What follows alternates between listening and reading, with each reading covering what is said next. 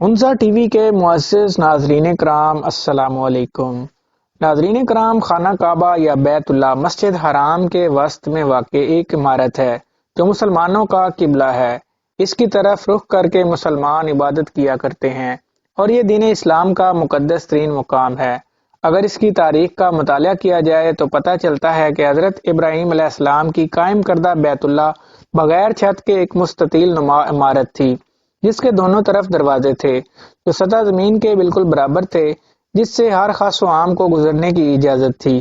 اس کی تعمیر میں 5 پہاڑوں کے پتھر استعمال ہوئے تھے، جبکہ اس کی بنیادوں میں آج بھی وہی پتھر شامل ہیں جو حضرت ابراہیم علیہ السلام نے رکھے تھے۔ ویڈیو میں مزید آگے بڑھنے سے پہلے ویڈیو کو لائک اور چینل کو سبسکرائب ضرور کر دیجیے گا۔ خواتین و حضرات، خانہ کعبہ کا یہ انداز صدیوں تک رہا اور پھر قریش نے سن 604 عیسوی میں اپنے مالی مفادات کے تحفظ کے لیے اس میں تبدیلی کر دی، کیونکہ زائرین جو نظر و نیاز اندر رکھتے تھے وہ چوری ہو جاتی تھی۔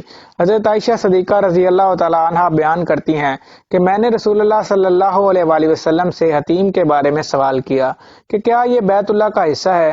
تو نبی اکرم صلی اللہ علیہ وآلہ وسلم نے جواب دیا، جی ہاں۔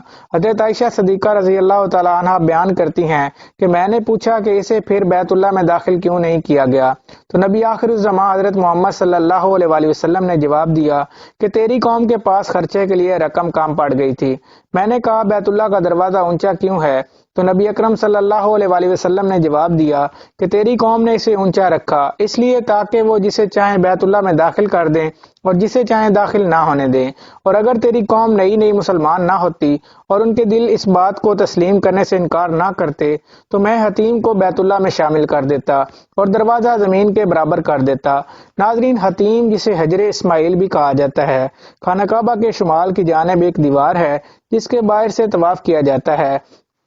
قریش نے بیت اللہ کی شمال کی طرف 3 ہاتھ جگہ چھوڑ کر عمارت کو مکعب نما یعنی کعبہ بنایا تھا، اور وجہ یہ بتائی جاتی ہے کہ روپے پیسے کی کمی تھی، کیونکہ حق حلال کی کمائی سے بیت اللہ کی تعمیر کرنی تھی۔ اس کے بعد مغربی دروازہ بند کر دیا گیا، جبکہ مشرقی دروازے کو زمین سے اتنا اونچا کر دیا گیا کہ صرف خاص لوگ ہی قریش کی اجازت سے اندر جا سکیں۔ ناظرین کرام، کعبہ کے جنوب مشرقی رکن پر نصب تقریباً 2.5 فٹ قطر کے چاندی میں کور کیے ہوئے مختلف شکلوں کے 8 چھوٹے چھوٹے سیاہ پتھر ہیں، جن کے بارے میں اسلامی عقیدہ ہے کہ خانہ کعبہ کی تعمیر کے وقت جنت سے حضرت جبرائیل علیہ السلام لائے تھے اور بعد میں انہیں نبی کریم صلی اللہ علیہ وآلہ وسلم نے اپنے دست مبارک سے نصب کیا۔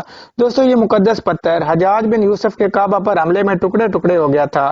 ان ٹکڑوں کو بعد میں چاندی میں کور کر کے یہاں نصب کر دیا گیا، اور آج کعبہ شریف کا طواف بھی حجر اسود سے شروع ہوتا ہے، اور ہر چکر پر اگر ممکن ہو تو حجر اسود کو بوسہ دینا چاہیے، ورنہ دور سے ہی ہاتھ کے اشارے سے بوسہ دیا جا سکتا ہے۔ خواتین و حضرات، خانہ کعبہ کی سب سے منفرد بات جسے معجزہ بھی کہا جا سکتا ہے وہ یہ ہے کہ خانہ کعبہ کے عین اوپر سے کوئی چیز نہیں گزر سکتی، کیونکہ جدید سائنس کے مطابق کی جانے والی تمام پیمائشوں اور پیمانوں کے مطابق خانہ کعبہ بلا شک و شبہ زمین کا مرکز ہے، یعنی یہ وہ مقام ہے جو زمین کے بالکل بیچ میں واقع ہے، اور زمین کے درمیان مقام ہونے کی وجہ سے قدرتی طور پر زمین کی تمام کشش شکل کا مرکز بھی یہی مقام ہے، اور یہی وجہ ہے جو اسے دوسرے تمام مقامات سے منفرد اور افضل بناتی ہے۔ ناظرین کرام، زمین کی کشش شکل کا مرکز ہونے کی وجہ سے یہاں شدید مقناطیسی کشش پائی جاتی ہے۔ یہی وجہ ہے کہ یہاں کسی چیز کا پرواز کرنا ناممکن ہے۔ اگر آپ اپنے ہاتھ میں مقناطیس کا ٹکڑا لیں تو آپ دیکھیں گے کہ اس کے بالکل درمیان میں کوئی چیز نہیں چپک سکتی۔ مقناطیسی کشش کے اثر سے وہ شے ہوا میں جھولتی ہے، اس کے دائیں یا بائیں طرف چپک جائے گی۔ بالکل یہی فارمولہ خانہ کعبہ کے اوپر بھی لاگو ہوتا ہے۔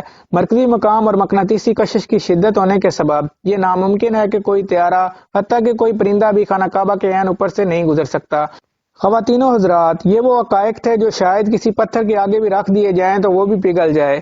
اللہ تعالیٰ نے ہر جگہ ہمارے لیے نشانیاں رکھی ہیں، تاہم اس پر غور کریں اور ایمان لائیں۔ دوستو، اگر آپ کو خانہ کعبہ سے متعلق یہ عظیم اور منفرد ویڈیو پسند آئی ہو تو اسے لائک کریں اور اپنے دوستوں کے ساتھ شیئر کریں، اور کمنٹس باکس میں اپنی قیمتی رائے کا اظہار ضرور کر دیجیے گا۔ اس کے ساتھ ہی آج کی ویڈیو کا اختتام ہوتا ہے۔ کل ملتے ہیں ایک نئی ویڈیو کے ساتھ، تب تک کے لیے اجازت دیجیے۔ اللہ حافظ۔